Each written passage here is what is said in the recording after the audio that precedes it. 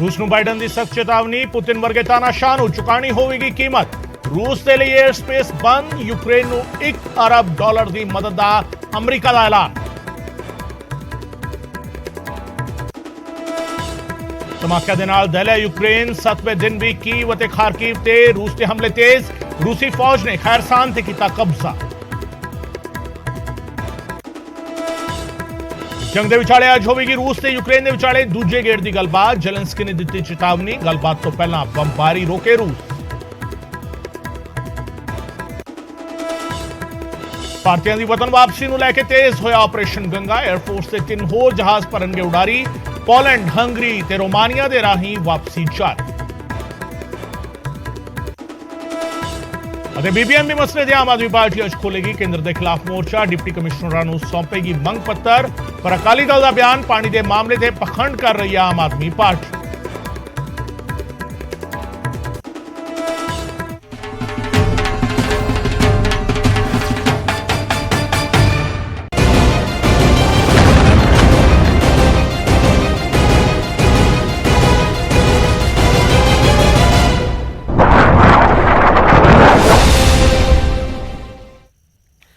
Bulletin की शुरुआत इस वेले की सब तो वड्डी खबर के नाल। कीव दे विच हवाई हमले का अलर्ट जारी कर दिता गया है। कीव दे विच वड्डी गिनती विच रूसी फौज दाखिल हो गई है।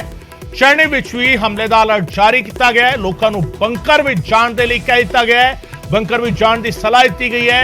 रूस की फौज हुण हर पासे हमले करती हुई नजर आ रही है। सिविलियन इलाके होण या फिर आम लोगों के नाल जुड़ी वक्री वक्री थावां, हर थां ते रूस की फौज के हमले नजर आ रहे हैं। ते कीव दे विच हवाई हमले का अलर्ट जारी किया गया है। कीव दे विच लोकां नूं बंकर दे विच जाण दी सलाह दी गई है। इस वेले दी वड्डी खबर, अहम खबर तुहानूं दस रहे हैं। यूक्रेन संकट ते इस वेले दी वड्डी अपडेट तुहानूं दस रहे हैं। कीव दे विच वड्डी गिनती फौज दाखिल हो चुकी है। रूस की फौज दाखिल हो चुकी है। लगातार रूस की फौज कीव दे वल अपने कदम बढ़ा रही सी। 64 किलोमीटर लंबा काफिला सीगा जिहड़ा बीते दिन कीव दे वल वध रहा सी ते रूस की फौज हुण कीव दे विच दाखिल हो चुकी है। ते कीव दे विच लोकां नूं बंकर दे विच जाण दे लई कह दित्ता गया है। हवाई हमले का अलर्ट जारी किया गया है। कीव दे विच यूक्रेन की राजधानी है कीव, सारे अहम अदारे उत्थे ने, सारे अहम दफ्तर उत्थे ने ते उस शहर ते कब्जे का मतलब किते ना किते यूक्रेन की जिहड़ी सेंट्रल पावर है उस ते कब्जा करना होवेगा। और वो किते ना किते नजर आ रहा है कि रूस हुण उस कोशिश नूं अंजाम देने दे विच लग्या होया है। कीव दे विच रूसी फौज दाखिल हो चुकी है ते कीव ते हवाई हमले का अलर्ट जारी हो चुका है।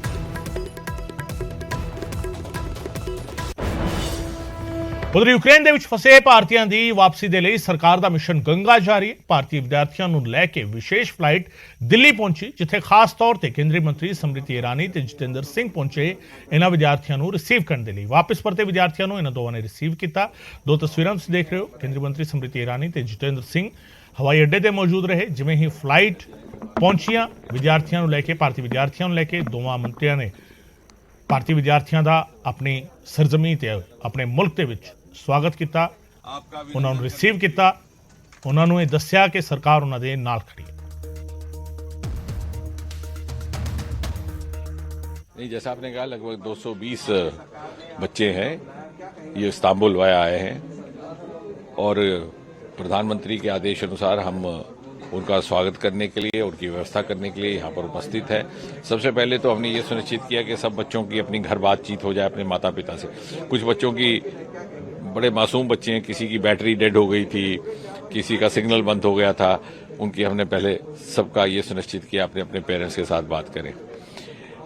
कुछ बच्ची आई तो उनसे पूछा कि are you excited coming back home, तो वेयर आर यू फ्रॉम। मेरा पूछने का अर्थ ये था कि हमारे बहुत सारे राज्यों के अलग अलग डेस्क बने हैं। तो बच्ची जवाब देती है आई एम फ्रॉम इंडिया। तो मैंने कहा बेटे, still taking you time to believe that you are back in India. वो बेचारी इतनी परेशान और इतनी स्ट्रेस में इतने दिन से रही हैं कि जो भी पूछता होगा उनको कहते हो वी आर फ्रॉम इंडिया। अब यहाँ पर उनकी व्यवस्था की गई है। हेल्प डेस्क हर स्टेट के लिए अलग अलग से स्थापित किए गए हैं। उनके जलपान की व्यवस्था होगी, फ्रेशन अप होगी, उसके बाद उनकी आगे की यात्रा की व्यवस्था होगी। मोदी जी स्वयं पूरे घटनाक्रम की नजर भी रखे हुए हैं। हर चीज की उनको सूचना दी जाती है और वो हमारे सुझाव भी देते हैं, आगे की गाइडेंस भी देते हैं। उधर भारत सरकार का मिशन गंगा लगातार जारी है। 4 केंद्रीय मंत्रियों ने यूक्रेन के फसे भारतीयों की वापसी के लिए मोर्चा संभालिया हुआ है। ਹਰਦੀਪਪੁਰੀ ਹੰਗਰੀ ਤੋਂ ਵਿਦਿਆਰਥੀਆਂ ਨੂੰ ਵਾਪਸ ਲੈ ਕੇ ਆ ਰਹੇ ਨੇ ਤੇ ਉੱਥੇ ਹੀ ਵੀਕੇ ਸਿੰਘ ਪੋਲੈਂਡ ਤੇ ਜੋਤਿਰਾਦਿੱਤਿਆ ਸਿੰਧੀਆ ਰੋਮਾਨੀਆ ਤੋਂ ਭਾਰਤੀਆਂ ਦੀ ਵਾਪਸੀ ਕਰਵਾ ਰਹੇ ਨੇ। ਤਿੰਨ ਵੱਖ-ਵੱਖ ਤਸਵੀਰਾਂ ਵੱਖ-ਵੱਖ ਮੁਲਕਾਂ ਦੇ ਵਿੱਚ ਮੌਜੂਦ ਕੇਂਦਰੀ ਮੰਤਰੀਆਂ ਦੀਆਂ ਤਸਵੀਰਾਂ ਨੇ, ਜਿੱਥੇ ਇਹਨਾਂ ਮੰਤਰੀਆਂ ਦੀ ਡਿਊਟੀ ਲਾਈ ਗਈ ਸੀ। ਇਹਨਾਂ ਨੂੰ ਬਕਾਇਦਾ ਭੇਜਿਆ ਗਿਆ ਸੀ ਸਰਕਾਰ ਵੱਲੋਂ ਕਿ ਉਹ ਆਪਣੇ ਭਾਰਤੀ ਵਿਦਿਆਰਥੀ ਜਿੱਥੇ ਉਸਤੇ ਫਸੇ ਹੋਏ ਨੇ ਔਰ ਭਾਰਤੀ ਲੋਕ ਜਿਹੜੇ ਫਸੇ ਹੋਏ ਨੇ ਉਹਨਾਂ ਨੂੰ ਲੈ ਕੇ ਉਹ ਵਾਪਸ ਆਣ, ਉਹਨਾਂ ਨੂੰ ਪਹਿਲਾਂ ਜਾ ਕੇ ਉੱਥੇ ਮਿਲਣ, ਉਹਨਾਂ ਦੇ ਨਾਲ ਗੱਲਬਾਤ ਕਰਨ ਔਰ ਉਹਨਾਂ ਨੂੰ ਵਾਪਸ ਲੈ ਕੇ ਆਣ। ਹਰਦੀਪਪੁਰੀ ਹੰਗਰੀ ਦੇ ਵਿੱਚ ਮੌਜੂਦ, ਪੋਲੈਂਡ ਦੇ ਵਿੱਚ ਵੀਕੇ ਸਿੰਘ ਤੇ ਜੋਤਿਰਾਦਿੱਤਿਆ ਸਿੰਧੀਆ ਰੋਮਾਨੀਆ ਦੇ ਵਿੱਚ ਮੌਜੂਦ ਰਹੇ। ਉੱਥੇ ਉਹਨਾਂ ਨੇ ਪਹਿਲਾਂ ਬੱਚਿਆਂ ਦੇ ਨਾਲ ਗੱਲਬਾਤ ਕੀਤੀ ਔਰ ਫਲਾਈਟ ਦੇ ਵਿੱਚ ਉਹਨਾਂ ਦੇ ਨਾਲ ਉਹਨਾਂ ਨੂੰ ਲੈ ਕੇ ਵਾਪਸ ਆਏ ਨੇ। ਭਾਰਤ ਸਰਕਾਰ ਦਾ ਮਿਸ਼ਨ ਗੰਗਾ ਲਗਾਤਾਰ ਜਾਰੀ ਹੈ ਭਾਰਤੀ ਵਿਦਿਆਰਥੀਆਂ ਦੀ ਵਾਪਸੀ ਦੇ।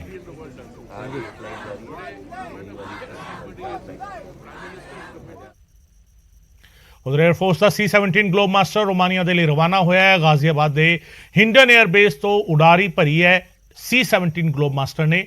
ਦੇਰ ਸ਼ਾਮ ਤੱਕ ਇਹ ਮੰਨੇ ਜਾ ਰਿਹਾ ਕਿ ਵਿਦਿਆਰਥੀਆਂ ਨੂੰ ਵਾਪਸ ਲਿਆਉਣ ਦੀ ਆਸ ਕੀਤੀ ਜਾ ਰਹੀ ਹੈ। 에ਅਰਫੋਰਸ ਦਾ ਜਹਾਜ਼ ਯੂਕਰੇਨ ਦੇ ਵਿੱਚ ਫਸੇ ਵਿਦਿਆਰਥੀਆਂ ਦੇ ਲਈ ਟੈਂਟ, ਕੰਬਲ ਅਤੇ ਹੋਰ ਰਾਹਤ ਸਮੱਗਰੀ ਲੈ ਕੇ ਰਵਾਨਾ ਹੋਇਆ ਹੈ। C-17 ਗਲੋਬ ਮਾਸਟਰ ਆਪਣੇ ਆਪ ਵਿੱਚ ਵੇਖਣ ਵਿੱਚ ਹੀ ਪਤਾ ਲੱਗਦਾ ਹੈ ਕਿੰਨਾ ਵੱਡਾ ਜਹਾਜ਼ ਹੈ। ਇਸ ਨੂੰ ਫੌਜ ਅਕਸਰ ਰਸਦ ਲੈ ਜਾਣ ਦੇ ਲਈ ਇਸਤੇਮਾਲ ਕਰਦੀ ਹੈ, ਰਸਦ ਦੀ ਸਪਲਾਈ ਲਈ ਇਸਤੇਮਾਲ ਕਰਦੀ ਹੈ। ਕਿਸੇ ਇੱਕ ਥਾਂ ਤੋਂ ਦੂਜੀ ਥਾਂ ਤੱਕ ਨਫਰੀ ਨੂੰ ਲੈ ਕੇ ਜਾਣਾ ਹੋਵੇ, ਪਲਾਟੂਨ ਨੂੰ ਲੈ ਕੇ ਜਾਣਾ ਹੋਵੇ ਤਾਂ C-17 ਗਲੋਬ ਮਾਸਟਰ ਦੀ ਵਰਤੋਂ ਕੀਤੀ ਜਾਂਦੀ ਹੈ। ਹੁਣ ਕਿਉਂਕਿ ਯੂਕਰੇਨ ਦੇ ਵਿੱਚ ਭਾਰਤੀ ਵਿਦਿਆਰਥੀ ਵੱਡੀ ਗਿਣਤੀ ਮੌਜੂਦ ਨੇ ਜਿਹੜੇ ਬਾਰਡਰ ਕ੍ਰੋਸ ਕਰਕੇ ਨੇੜਲੇ ਮੁਲਕਾਂ ਤੱਕ ਪਹੁੰਚੇ ਨੇ, ਉਹਨਾਂ ਦੀ ਗਿਣਤੀ ਵੀ ਕਾਫੀ ਜ਼ਿਆਦਾ ਹੈ। ਜਿਹੜੀ 에ਅਰਲਾਈਨਸ ਦੀ ਡਿਊਟੀ ਲਾਈ ਗਈ ਹੈ, 에ਅਰਲਾਈਨਸ ਨੂੰ ਇਸ ਕੰਮ ਦੇ ਵਿੱਚ ਵਰਤਿਆ ਗਿਆ। 에ਅਰ ਇੰਡੀਆ ਦੀ ਫਲਾਈਟਸ ਜਿਹੜੀ ਆ ਰਹੀਆਂ ਨੇ ਉਹਨਾਂ ਦੀ ਸਮਰੱਥਾ ਸੀਟਾਂ ਦੇ ਮੁਤਾਬਿਕ ਹੈ। 200, 250, 150, 300 ਤੱਕ ਸੀਟਾਂ ਜਿਹੜੀ ਉਹ ਓਕਿਊਪਾਈ ਕਰ ਸਕਦੇ ਨੇ, ਜਿਸ ਦੇ ਵਿੱਚ ਸਟੂਡੈਂਟਸ ਨੂੰ ਬਿਠਾ ਕੇ ਲਿਆ ਸਕਦੇ ਨੇ। ਪਰ C-17 ਗਲੋਬ ਮਾਸਟਰ ਕਿਉਂਕਿ ਆਪਣੇ ਆਪ ਵਿੱਚ ਬਹੁਤ ਵੱਡਾ ਜਹਾਜ਼ ਹੈ, ਇਸ ਦੇ ਰਾਹੀਂ ਇੱਕ ਵਾਰ ਵਿੱਚ ਹੀ ਵੱਡੀ ਗਿਣਤੀ ਵਿਦਿਆਰਥੀਆਂ ਨੂੰ ਲੈ ਕੇ ਆਇਆ ਜਾ ਸਕਦਾ ਹੈ। ਇਸ ਕਰਕੇ 에ਅਰ ਫੋਰਸ ਨੂੰ ਇਹ ਮੋਰਚੇ ਵਿੱਚ ਇਸ ਮਿਸ਼ਨ ਦੇ ਵਿੱਚ ਸ਼ਾਮਿਲ ਕੀਤਾ ਗਿਆ ਤੇ 에ਅਰ ਫੋਰਸ ਨੇ ਮੋਰਚਾ ਸਾਂਭ ਵੀ ਲਿਆ ਹੈ। C-17 ਗਲੋਬ ਮਾਸਟਰ ਰਵਾਨਾ ਹੋ ਚੁੱਕਾ ਹੈ। ਹਿੰਡਨ 에ਅਰ ਬੇਸ ਤੋਂ ਰਵਾਨਾ ਹੋਇਆ ਤੇ ਉਸ ਤੋਂ ਬਾਅਦ ਇਹ ਵੱਖ-ਵੱਖ ਮੁਲਕਾਂ ਦੇ ਵਿੱਚ ਜਿੱਥੇ ਇੱਥੇ ਭਾਰਤੀ ਵਿਦਿਆਰਥੀ ਮੌਜੂਦ ਨੇ ਉੱਥੇ ਲੈਂਡ ਕਰਨਗੇ, ਉੱਥੋਂ ਭਾਰਤੀ ਵਿਦਿਆਰਥੀਆਂ ਨੂੰ ਲੈ ਕੇ ਟੇਕ ਆਫ ਕਰਨਗੇ ਔਰ ਇਹ ਆਸ ਕੀਤੀ ਜਾ ਰਹੀ ਹੈ ਕਿ ਅੱਜ ਸ਼ਾਮ ਤੱਕ ਹੋਰ ਭਾਰਤੀ ਵਿਦਿਆਰਥੀ, ਵੱਡੀ ਗਿਣਤੀ ਭਾਰਤੀ ਵਿਦਿਆਰਥੀ ਆਪਣੇ ਮੁਲਕ ਵਾਪਸ ਪਰਤਣਗੇ।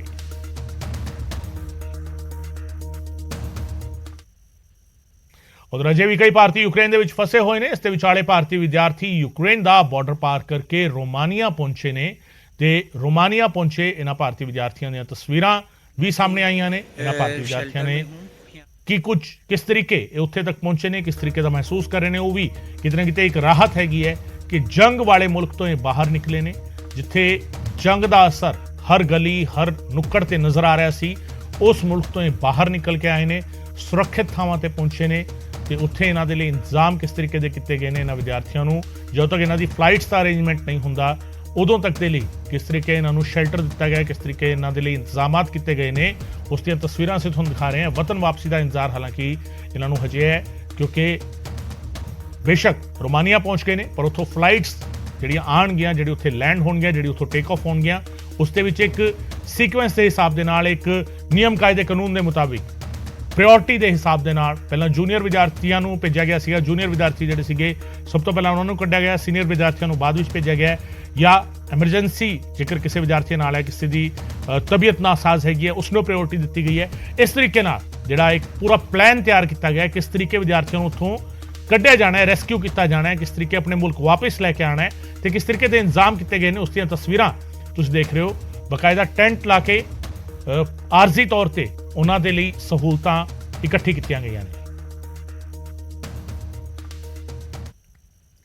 ਸੋ ਲਗਾਤਾਰ ਅਸੀਂ ਤੁਹਾਨੂੰ ਅਪਡੇਟ ਦੱਸ ਰਹੇ ਹਾਂ ਯੂਕਰੇਨ ਅਤੇ ਰੂਸ ਦੇ ਵਿਚਾਲੇ ਹੋਈ ਜੰਗ ਦੀ ਤੇ ਯੂਕਰੇਨ ਦੇ ਵਿੱਚ ਫਸੇ ਭਾਰਤੀ ਵਿਦਿਆਰਥੀਆਂ ਦੀਆਂ ਹੋਰ ਤਸਵੀਰਾਂ ਵੀ ਸਾਹਮਣੇ ਆਈਆਂ ਨੇ। ਹਾਲਾਤ ਇਹ ਨੇ ਕਿ ਵਿਦਿਆਰਥੀ 3 ਦਿਨਾਂ ਤੋਂ ਬੰਕਰ ਦੇ ਵਿੱਚ ਫਸੇ ਹੋਏ ਨੇ, ਜਿੱਥੇ ਖਾਣੇ ਪੀਣੇ ਦਾ ਇੰਤਜ਼ਾਮ, ਪਾਣੀ ਦਾ ਵੀ ਇੰਤਜ਼ਾਮ ਨਹੀਂ ਹੈਗਾ ਤੇ ਮਾਪਿਆਂ ਦੇ ਨਾਲ ਵੀ ਸੰਪਰਕ ਨਹੀਂ ਹੋ ਰਿਹਾ ਹੈ।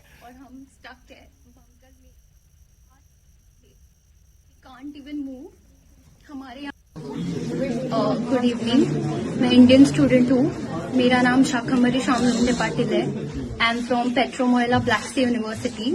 हम ये 3 दिन से हमले चल रहे हैं और हम स्टक है बंकर में from past 3 days। We can't even move. हमारे यहाँ पे फूड नहीं है, पानी नहीं है, ना ही हम घर वालों से कांटेक्ट कर पा रहे हैं। We are just waiting for Indian embassy जो हमें यहाँ से बॉर्डर तक लेके जाए. You can see a situation, you can look at it.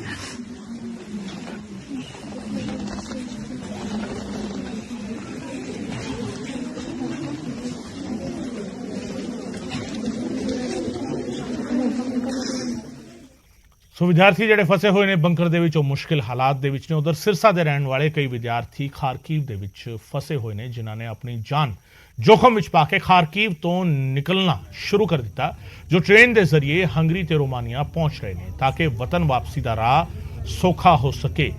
ਇਹ ਵਿਦਿਆਰਥੀ ਖਾਰਕੀਵ ਤੋਂ ਨਿਕਲੇ ਨੇ, ਕਿਸੇ ਵੀ ਤਰੀਕੇ ਕੋਸ਼ਿਸ਼ ਕਰਕੇ ਨਿਕਲੇ ਨੇ ਤੇ ਖਾਰਕੀਵ ਤੋਂ ਨਿਕਲਣ ਤੋਂ ਬਾਅਦ ਇਹ ਹੰਗਰੀ ਤੇ ਰੋਮਾਨੀਆ ਪਹੁੰਚਣਗੇ. ਉੱਥੋਂ ਭਾਰਤੀ 에ਅਰਲਾਈਨਸ, ਇੰਡੀਅਨ 에ਅਰਲਾਈਨਸ, ਆਰਮੀ ਦੇ ਜਹਾਜ਼, 에ਅਰਫੋਰਸ ਦੇ ਜਹਾਜ਼ ਇਹਨਾਂ ਨੂੰ ਲੈ ਕੇ ਆਣਗੇ.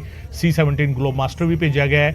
ਇੰਡੀਅਨ 에ਅਰਲਾਈਨਸ ਦੀ ਫਲਾਈਟਸ ਨੇ ਵੀ ਉੱਥੋਂ ਆਣਾ ਹੈ ਤੇ ਉੱਥੇ ਜੇਕਰ ਇਹ ਪਹੁੰਚਦੇ ਨੇ, ਔਰ ਇਹ ਦੁਆ ਕੀਤੀ ਜਾ ਰਹੀ ਹੈ ਹਰ ਪਾਸੇ, ਇਹੀ ਆਸ ਕੀਤੀ ਜਾ ਰਹੀ ਹੈ ਕਿ ਸੁਰੱਖਿਅਤ ਤਰੀਕੇ ਨਾਲ ਹੰਗਰੀ ਤੇ ਰੋਮਾਨੀਆ ਪਹੁੰਚਣ. ਹਾਲਾਂਕਿ ਇਹ ਖਾਰਕੀਵ ਤੋਂ ਨਿਕਲੇ ਨੇ, ਆਪਣਾ ਜੋਖਿਮ ਚੁੱਕ ਕੇ ਉੱਥੋਂ ਨਿਕਲੇ ਕਿਉਂਕਿ ਹਾਲਾਤ ਉੱਥੇ ਕਾਫੀ ਮੁਸ਼ਕਿਲ ਵਾਲੇ ਨੇ. ਖਾਰਕੀਵ ਦੇ ਵਿੱਚ ਰੂਸ ਦੀ ਫੌਜ ਐਂਟਰ ਕਰ ਚੁੱਕੀ ਹੈ ਤੇ ਉਸ ਤੋਂ ਬਾਅਦ ਇਹਨਾਂ ਵਿਦਿਆਰਥੀਆਂ ਨੇ ਖਾਰਕੀਵ ਤੋਂ ਬਾਹਰ ਨਿਕਲਣ ਵੇਲੇ ਜਦੋਂ ਇਹ ਟ੍ਰੇਨ ਵਿੱਚ ਸਵਾਰ ਹੋਏ ਨੇ, ਉਸ ਵੇਲੇ ਦਾ ਇਹ ਵੀਡੀਓ ਹੈਗਾ, ਉਸ ਵੇਲੇ ਦਾ ਇਹ ਵੀਡੀਓ ਕਲਿੱਪ ਹੈ. ਟ੍ਰੇਨ ਦੇ ਵਿੱਚ ਇਹ ਵਿਦਿਆਰਥੀ ਸਵਾਰ ਨੇ ਜਿਹੜੇ ਹੰਗਰੀ ਤੇ ਰੋਮਾਨੀਆ ਜਾ ਰਹੇ. ਉਧਰ ਜੰਗ ਦੀ ਮਾਰ ਚੱਲ ਰਹੇ ਯੂਕਰੇਨ ਤੋਂ ਵਿਦਿਆਰਥੀ ਰੋਮਾਨੀਆ ਦੀ ਰਾਜਧਾਨੀ ਬੁਖਾਰੈਸਟ ਪਹੁੰਚੇ ਤੇ ਰੋਮਾਨੀਆ ਪਹੁੰਚੇ. ਇਹ ਵਿਦਿਆਰਥੀ ਖੁਦ ਨੂੰ ਖੁਸ਼ਕਿਸਮਤ ਮੰਨ ਰਹੇ ਨੇ ਕਿ ਉਹ ਹੁਣ ਸੁਰੱਖਿਅਤ ਨਾਲ ਹੀ ਘਰ ਵਾਪਸੀ ਦਾ ਇੰਤਜ਼ਾਰ ਕਰ ਰਹੇ ਨੇ ਕਿ ਕਦੋਂ ਇਹਨਾਂ ਨੂੰ ਮੌਕਾ ਮਿਲਦਾ ਹੈ, ਕਦੋਂ ਇਹਨਾਂ ਨੂੰ ਫਲਾਈਟ ਮਿਲਦੀ ਹੈ. ਬੁਖਾਰੈਸਟ ਪਹੁੰਚੇ ਇਹਨਾਂ ਵਿਦਿਆਰਥੀਆਂ ਦੀ ਤਸਵੀਰਾਂ ਵੀ ਸਾਹਮਣੇ ਆਈਆਂ ਨੇ. ਘੱਟੋ ਘੱਟ ਇੱਕ ਰਾਹਤ, ਇੱਕ ਸਕੂਨ ਇਹਨਾਂ ਦੇ ਚਿਹਰੇ ਤੇ ਇਸ ਗੱਲ ਦਾ ਨਜ਼ਰ ਆ ਰਿਹਾ ਹੈ ਕਿ ਜੰਗ ਦੇ ਮੁਲਕ ਤੋਂ, ਜੰਗ ਤੋਂ ਪ੍ਰਭਾਵਿਤ ਮੁਲਕ ਤੋਂ ਇਹ ਬਾਹਰ ਆ ਗਏ ਨੇ. ਜਿਹੜਾ ਮੁਲਕ ਜੰਗ ਦੀ ਮਾਰ ਚੱਲ ਰਿਹਾ ਹੈ ਯੂਕਰੇਨ, ਉਸ ਤੋਂ ਘੱਟੋ ਘੱਟ ਬਾਹਰ ਆਏ ਨੇ. ਇੱਕ ਸੇਫ ਪੈਸੇਜ ਇਹਨਾਂ ਨੂੰ ਮਿਲਿਆ ਹੈ. ਰੋਮਾਨੀਆ ਪਹੁੰਚ ਚੁੱਕੇ ਨੇ, ਬੁਖਾਰੈਸਟ ਪਹੁੰਚ ਚੁੱਕੇ ਨੇ ਤੇ ਬੁਖਾਰੈਸਟ ਤੋਂ ਹੁਣ ਇਹਨਾਂ ਦੀ ਵਤਨ ਵਾਪਸੀ ਕਦੋਂ ਹੁੰਦੀ ਹੈ, ਇਹਨਾਂ ਨੂੰ ਇੰਤਜ਼ਾਰ ਉਸ ਗੱਲ ਦਾ ਹੈ. ਜਦੋਂ ਇਹ ਨੇੜਲੇ ਮੁਲਕਾਂ ਵਿੱਚ ਪਹੁੰਚ ਰਹੇ ਨੇ ਤਾਂ ਵੱਖੋ-ਵੱਖ ਮੁਲਕਾਂ ਨੇ ਜਿਸ ਤਰੀਕੇ ਭਾਰਤ ਸਰਕਾਰ ਦੇ ਨਾਲ ਟਾਈ ਅਪ ਕੀਤਾ, ਉੱਥੇ ਇਹਨਾਂ ਦੇ ਰਹਿਣ ਦਾ ਇੰਤਜ਼ਾਮ ਕੀਤਾ ਹੈ. ਇਹਨਾਂ ਲਈ ਮੁੱਢਲੀਆਂ ਸਹੂਲਤਾਂ, ਜਿਹੜੀ ਬੇਸਿਕ ਐਮਿਨਿਟੀਜ਼ ਨੇ, ਉਹ ਮੁਹੱਈਆ ਕਰਾਈਆਂ ਨੇ. ਇਹਨਾਂ ਨੂੰ ਖਾਣ ਪੀਣ ਦਾ ਸਮਾਨ ਹੈਗਾ, ਕੰਬਲ ਹੈਗੇ, ਇਸ ਤਰੀਕੇ ਦੀਆਂ ਚੀਜ਼ਾਂ ਇਹਨਾਂ ਨੂੰ ਮੁਹੱਈਆ ਕਰਾਈਆਂ ਗਈਆਂ ਨੇ. देखिए जैसे गवर्नमेंट हेल्प कर रही है, वी आर हैप्पी, बट अगर फ्लाइट की फ्रीक्वेंसी और बढ़ा दी जाए तो काफ़ी लोगों का भला हो सकता है इसमें. और मैम जैसे अगर गवर्नमेंट हमें निकालने में हेल्प करने लग जाए, लाइक जैसे यूक्रेन के बॉर्डर से रोमेनिया आ रहे हैं, तो रोमेनिया में जैसे रोमेनिया में लोगों को थोड़ी तकलीफ होती है, तो वहाँ पे अगर किसी को भेज दें एम्बेसी स्टाफ को और वहाँ से बच्चों को पिक कर लिया जाए, then it will be super. आसान तो बिल्कुल भी नहीं था. हम जब बॉर्डर पर पहुंचे वहाँ पे हज़ारों बच्चों की भीड़ थी, तो वहाँ पर तो बहुत बुरा सीन हो रखा है फिलहाल. वहाँ पे एंट्री भी बहुत मुश्किल से दे रहे हैं और इतनी भीड़ में घंटों की लाइन में खड़े होने के बाद फिर वापस जाते हैं, हार के वापस जाना, फिर वापस से वहाँ पे हिम्मत जुटा के लाइन में लगना, बहुत सारा मुश्किल था. फिर वहाँ से निकल के इमिग्रेशन की लाइन में लगना, ये सारी चीज़ें बहुत ज़्यादा खराब. गवर्नमेंट की तरफ से आपको क्या इंडियन गवर्नमेंट अब इतने ह्यूज अमाउंट में बच्चों को निकाल रही है, तो और थोड़ा उनके लिए भी मुश्किल तो है ही ये सारी चीज़ें. बिल्कुल एकदम सिचुएशन बहुत ज़्यादा ही नया था, क्योंकि we didn't seen like this situation before. अभी हम लोग वो सिचुएशन फेस करके आ रहे हैं. बहुत सारे स्टूडेंट्स यहाँ आ चुके हैं, लेकिन बहुत सारे वहाँ अभी भी फंसे हुए हैं. अभी ज़्यादा नहीं हुआ है और हम फॉर्चुनेटली हम बहुत जल्दी निकल गए, पर अभी हम सुनने में आया कि कुछ बॉम्बिंग्स वगैरह हुई हैं. पर मैं चाहूँगा कि जो इंडियन एम्बेसी है वो थोड़ा सा जो लोग हैं उनको ओडेसा से बॉर्डर तक लाने का थोड़ा सा हेल्प करें, क्योंकि वो जो डिस्टेंस है वो 800 किलोमीटर है और वो वहाँ से बस लेना बहुत मुश्किल होता है. हमने खुद ये सब फेस किया है.